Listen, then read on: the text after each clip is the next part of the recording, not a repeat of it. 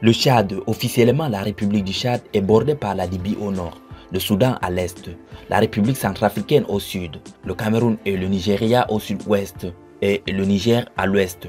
Le Tchad compte 16 millions d'habitants dont 1,6 million vivent dans la capitale et plus grande ville de N'Djamena. Lorsque nous remontons dans l'histoire, au 7e millénaire avant notre ère, les conditions écologiques de la moitié nord du territoire tchadien favorisent l'implantation humaine et sa population augmente considérablement. Depuis plus de 2000 ans, le bassin tchadien est habité par des populations agricoles et sédentaires. La région devient un carrefour de civilisation. Le plus ancien d'entre eux était le légendaire Sao, connu à partir d'artefacts et d'histoires orales. L'expansion coloniale française a conduit à la création du territoire militaire des pays et protectorat du Tchad en 1900. En 1920, la France avait obtenu le contrôle total de la colonie et l'avait incorporée dans le cadre de l'Afrique équatoriale française. La règle française au Tchad a été caractérisée par une absence de politique pour unifier le territoire et une modernisation lente comparée à d'autres colonies françaises. Après la Seconde Guerre mondiale, la France a accordé au Tchad le statut de territoire d'outre-mer et à ses habitants le droit d'élire des représentants à l'Assemblée nationale et une assemblée tchadienne. Le plus grand parti politique était le Parti progressiste tchadien PPT, basé dans la moitié sud de la colonie.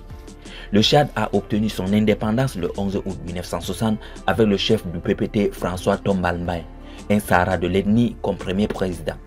En raison de sa grande variété de peuples et de langues, le Tchad possède un riche patrimoine culturel. Le gouvernement tchadien a activement promu la culture tchadienne et les traditions nationales en ouvrant le Musée national du Tchad et le Centre culturel du Tchad. Le millet est l'aliment de base de la cuisine tchadienne. Il est utilisé pour faire les boules de pâtes qui sont trempées dans des sauces. Dans le nord, ce plat est connu sous le nom d'alish. Au sud comme bia, le poisson est populaire, généralement préparé et vendu sous forme de salanga ou de banda. Les boissons alcoolisées bien qu'absentes dans le nord sont populaires dans le sud, où les gens boivent de la bière de millet, connue sous le nom de bilibili lorsqu'il est brasé à partir de millet rouge, et comme kossad à partir des millets blancs. La faune et la flore du Tchad correspondent aux trois zones climatiques. Dans la région saharienne, la seule flore est la palmeraie de l'Oasis. Les palmiers et les acacias poussent dans la région sahélienne. En 2002, il y avait au moins 134 espèces de mammifères et plus de 1600 espèces de plantes dans tout le pays, bien que la plupart des populations de grands carnivores aient été considérablement réduites depuis le début du XXe siècle. Le braconnage des éléphants, en particulier dans le sud du pays, dans des zones telles que le parc national de Zakouma, est un grave problème. La polygamie est courante. 39% des femmes vivant dans de telles unions. Ceci est sanctionné par la loi qui autorise automatiquement la polygamie à moins que les conjoints ne précisent que cela est inacceptable lors du mariage. Bien que la violence contre les femmes soit interdite, la violence domestique est courante. Les mutilations génitales féminines sont également interdites, mais la pratique est répandue et profondément ancrée dans la tradition.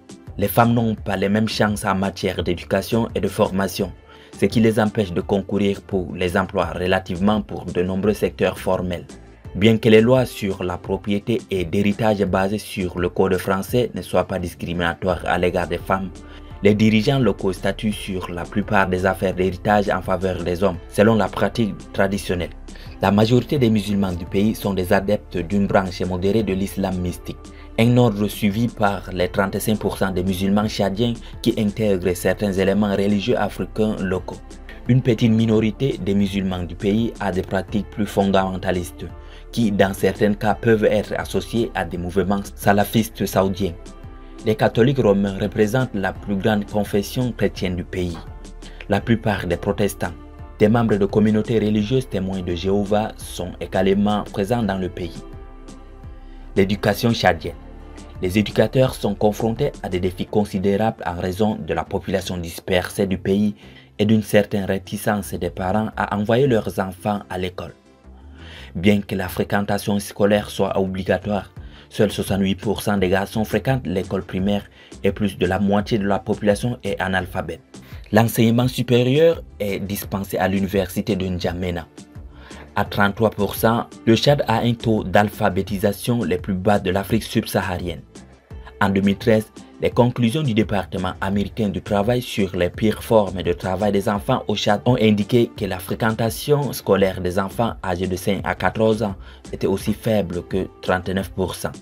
Cela peut également être lié à la question du travail des enfants, car le rapport indique également que 53% des enfants âgés de 5 à 14 ans travaillent et que 30% des enfants âgés de 7 à 14 ans combinent travail et école.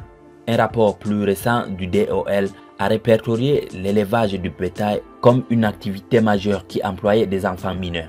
L'inclusion inégale dans l'économie politique mondiale en tant que site d'extraction des ressources coloniales, principalement le coton et le pétrole brut. Un système économique mondial qui ne favorise ni n'encourage le développement de l'industrialisation tchadienne et l'incapacité à soutenir la production agricole locale a signifié la majorité des Tchadiens vivent dans l'incertitude et la faim au quotidien. Plus de 80% de la population tchadienne dépend de l'agriculture de subsistance et de l'élevage pour sa subsistance. Dans les 10% les plus au sud du territoire se trouvent les terres cultivées les plus fertiles du pays, avec des riches rendements de sorgho et de mil. Le coton reste une exportation primaire. Bien que les chiffres exacts ne soient pas disponibles, la réhabilitation du coton Tchad, une grande société cotonnière fragilisée par la baisse des coûts mondiaux du coton, a été financée par la France, les Pays-Bas, l'Union européenne et la Banque internationale pour la reconstruction et le développement. L'entreprise parapublique devrait maintenant être privatisée. La guerre civile a paralysé le développement des infrastructures de transport. En 1987, le Tchad n'avait que 30 km de routes goudronnées. Jusqu'à présent, le réseau routier est limité. Les routes sont souvent inutilisables pendant plusieurs mois de l'année. Sans chemin de fer propre, le Tchad dépend fortement du système ferroviaire camerounais pour le transport des exportations et des importations tchadiennes vers et depuis le port maritime de Douala. En 2013, le Tchad comptait environ 59 aéroports, dont seulement 9 avaient des pistes pavées. Un aéroport international dessert de capitale et assure les vols réguliers sans escale vers Paris et plusieurs villes africaines.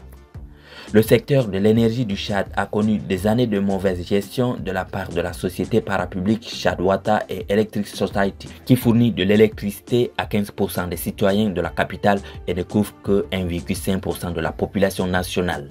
La plupart des Tchadiens brûlent des biocombustibles tels que le bois et le fumier animal pour produire de l'électricité.